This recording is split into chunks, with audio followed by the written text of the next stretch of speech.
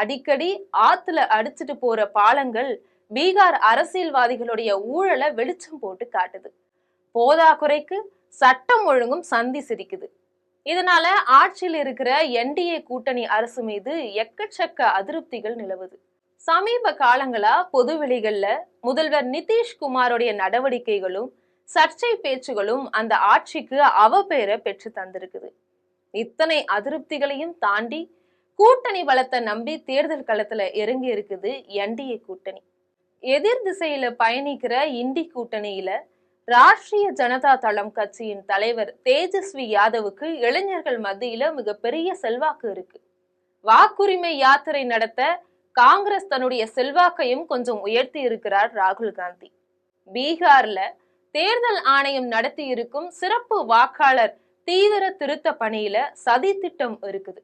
பாஜக கூட இணைந்து எங்களுக்கு வாக்களிக்க கூடிய சுமார் 65 லட்சம் பேரை நீக்கி இருக்கிறது தேர்தல் ஆணையம்னு குற்றம் சாட்டுது இண்டி கூட்டணி.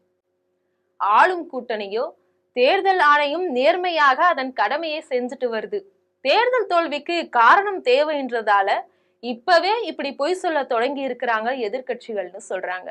இந்த ரெண்டு கூட்டணிகளும் ஒன்னோட ஒண்ணு மோதிட்டு இருக்கிற இந்த சூழ்நிலையில இந்த ரெண்டு கூட்டணியையும் மோதி சாச்சிடுவேன்னு கங்கணம் கட்டிக்கிட்டு களமிறங்கி இருக்கிறாரு தேர்தல் வியூக வகுப்பாளர் பிரசாந்த் கிஷோர். ஜன்சுராஜ் அப்படிங்கிற பெயர்ல கட்சி தொடங்கி மாநிலம் முழுவதும் தன்னுடைய பயணத்தை மேற்கொண்டுட்டு வராரு. பீகார் தேர்தல் களத்தை உற்று நோக்கும் அரசியல் பார்வையாளர்கள் 243 தொகுதிகள் கொண்ட பீகார்ல சிறப்பு தீவிர திருத்த பணிக்கு முன்பாக 7.9 கோடி வாக்காளர்கள் இருந்தனர். இதுல 1% அதாவது 7.9 லட்சம் வாக்காளர்கள் நீக்கப்பட்டிருந்தாலே அது பெரும் தாக்கத்தை உண்டாக்கி இருக்கும். ஆனால் சுமார் 65 லட்சம் பேரை நீக்கி இருக்கிறது தேர்தல் ஆணையம். தோராயமா ஒவ்வொரு தொகுதியிலுமே சுமார் 26,000 வாக்குகள் மாயமாகி இருக்கு. 2020 சட்டமன்ற தேர்தல்ல 35 இடங்கள்ல 3000 வாக்குகளுக்கு குறைவாகவே வெற்றி வித்தியாசம் இருந்திருக்கு. 52 இடங்கள்ல 5000 வாக்குகளுக்கு குறைவாக இருந்திருக்கு வெற்றி வித்தியாசம்.